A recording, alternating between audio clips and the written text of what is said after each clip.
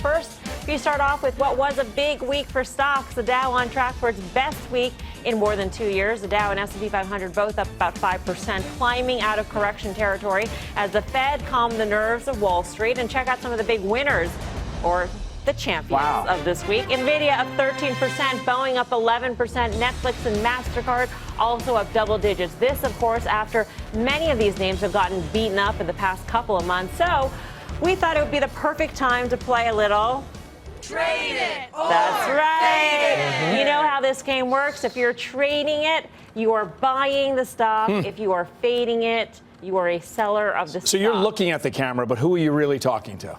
I'm talking to Guy. No, you're not. That's not fair. I don't think that's fair. Start with he can't screw it up every day. I didn't mean that. No, you didn't. I didn't We mean shall it. see, because we are going to kick it off with Guy and Nvidia. It is up 13%. Do you trade it or fade See, it? it's a game is flawed. As you're well aware, the Seattle Mariners just traded Robinson Cano, so they didn't want him, so they traded him. So trading something means you don't want it. Okay. And the question is, do we want What do you do? Robinson I don't think you do. I don't think you do. Is that the question? No, it's not. Nvidia is the question. Trade it. Thank you. Trade it. Why? Now, you remember a couple Thursdays ago, there was a big snowstorm, and I couldn't make it in for the first time ever. But you called me up, and you said, Nvidia, what do you think? I said a number of things. And then I said, you know what, it's going to overshoot to the downside, and it's probably going to print down about 135. If it gets down there, that's your entry point on big volume. You know, I'm wrong most of the time, but we actually got that one right. Printed down there, huge volume, flushed everybody out. Credit Suisse just put a $225 price tag. Even with their lowered guidance, valuation isn't ridiculous. I say trade it. I say fade it. And you may be the oracle of the Jersey Turnpike from that snowstorm, but the bottom line here is this is a company that's told you the gaming isn't as strong, that the crypto world that they actually had a fair amount of bid to, whether that was right or wrong, was in the stock. Not so much anymore. But more importantly, multiple stocks to me, I think, are still in question. It was an important week, but again, being 20 bucks off the bottom on a stock that was so oversold, not reason for a cartwheel. He said crypto, so I go to BK. Can I say freight it? Because I want to do both here. So I like the long. Why can't I do that? That's not the game. That's not clear. Even Guy said it's not the game. That's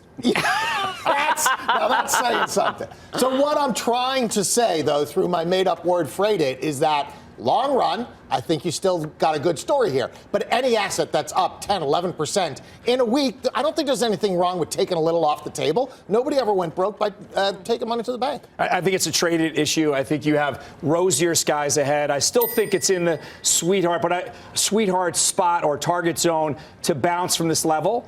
But I agree with Tim that if the market's going to fade, then this one's going to be the key one to fade as well. I just think that it's overdone to the downside, and that's why I'd be a trader. All right, let's move on to Boeing. It was up 11% this week. Tim Seymour. Yeah, I'm going to trade it. I'm going to trade it because I don't think it's a trade stock. You know what I'm saying? What I'm saying is that this stock was thrown out the window because of China and because of the dynamics around the trade war or whatever we're calling this. I don't believe that's a boat that Boeing should be flying in. I actually think that Boeing, their order book, I understand the metaphors, everybody. Work through those. Here's the deal. This is a company that I think has 6 or 7% China element to its order book and to its earnings profile. I think this is a diversified company who seems to be clicking on all cylinders with almost $30 of free cash flow a share. That's impressive. That holds this stock up. We get what is perceived to be a deal on trade over the weekend. And does this stock have more leverage to that? Yeah, 100%. I think the stock was up $20, $25 on the back of what I think will be some sort of. We have the framework for a deal. President Xi and I are great friends. We have a wonderful relationship. That should get. That's why I agree with Tim on the traded part. But post, we have this wonderful relationship framework for a deal. Then you sell the double, as we used to say. You're also doing a freight it. No, because I didn't say freight it. It's a freight it, but I get what you're saying. You should just sell the news, right, though, Mel. He's taken the game and he's turned it into what am I going to do next week after I've traded or faded. Well, isn't that what you're supposed to do, though? I mean, it's Friday afternoon. There's going to be news this weekend. What do you do next week? I think you fade it next week on a pop on good news. All right.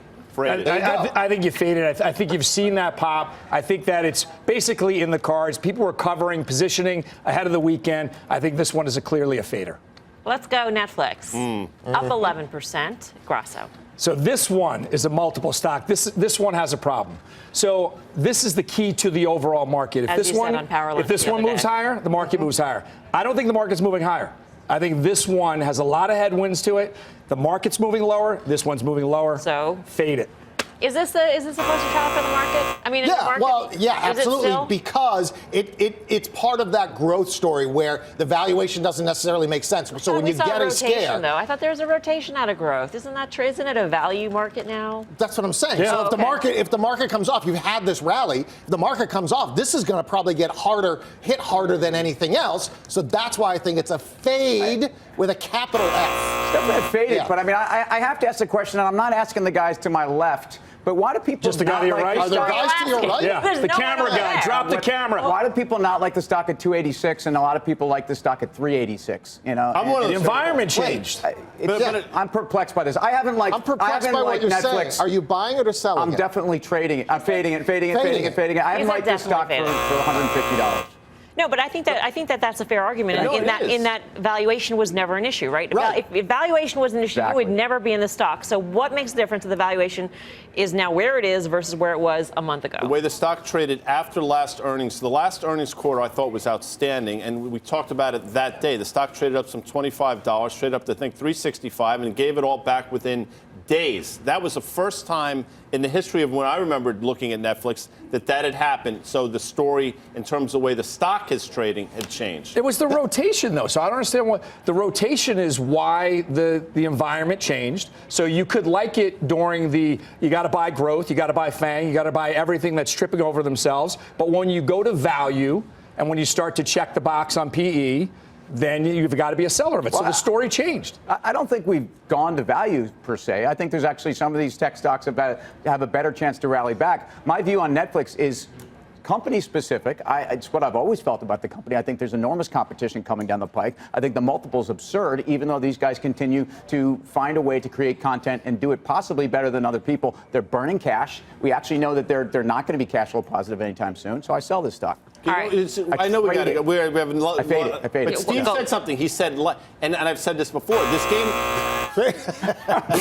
it should be like it or spike it. See, that makes sense. That's confusing. That's too confusing. Let's just stick with what we have and go with where it. you went there. We're not going to change it mid-game, first of all. MasterCard is the next one, up 10%. Brian Kelly. Yeah, so I'm going to go with fade it on this one. I'm going to be very clear. It's not because I don't like MasterCard. Again, it's one of these things where we've had a 10% rally. We talked in the beginning of the week the fact that you could get this kind of relief rally on any movement on trade. I think that's what this got caught up in. So what I'm afraid of is that come next week when we have the news out, you're going to get a sell-off. If you like the consumer, shouldn't you like MasterCard? I'll play your reindeer game. I'm going to play it correctly. Okay. I say trade it. Now, despite the fact that since the beginning of October, it's made a series of lower lows and lower highs, and BK's probably would have pointed that out if he had more time to speak. I think this thing is going to trade through 210. Above 210, in my opinion, gets you an all-time high in the stock. So I would say trade it, Melissa Lee. Trade it as well. Nicely played. Thank you. Trade it as well. Got pulled up into this massive sell-off across the entire spectrum of all stocks. This one is a payment company, and it's more of maybe it could be a fintech. Maybe it could be in there as well. But this is a stock that got pulled down with the overall market. I think that's the only reason why it sold off. So I'll be a trader. Bonus round. Bonus round of Trader Faded. Pick me. General Electric down 6% today. Of course, Deutsche Bank comes out, cuts its price target by 36%. So $7 a share is the base case scenario. Brian Kelly, what do you say? You fade it, and when you're done doing that, you fade it again. Wow. You want to stay away from this one. It's got all kinds of hair on this thing. Why is that bad? It's a double fade. I mean, I have hair on me. Does that make me a bad person? No, but this is not groomed and coiffed like you. That's the difference. It's very unruly. Can we move on? I can see the hair on your head. I don't care about any other hair. Bottom line here, folks, is this is a stock I actually have to trade. I have to be consistent. I think that some of the parts make this company interesting. That is in a world where there's nothing greater beyond an accounting mismanagement or misrepresentation that we don't know about. I'm not saying there is. I'm telling you, if the assets are what they are, this stock is. And this is so late to the dance on Deutsche Bank. I'm still long it. I traded as well. This is so late. It almost seems like it's saving face now. They're ratcheting that price target lower. I think they're way late to the game on this one. Trade. Bonus round, right? Yeah. Hair, no hair, Terry Savalas. I'd say whatever. I'm in the Brian Kelly. I mean, Telly. What'd I say? Terry. Sometimes That's his brother. Yeah, exactly. The bald guy. Kojak. Fade it. I think it's going to have a 5 He was handle. Kojak, Mel. Fade it. He was nice. a sucker. I like he was a sucker. Right. He was a lollipop guy. Yeah. Yeah, Kojak. You weren't even alive when that show was out, Mel. Come on. I study in books. All right.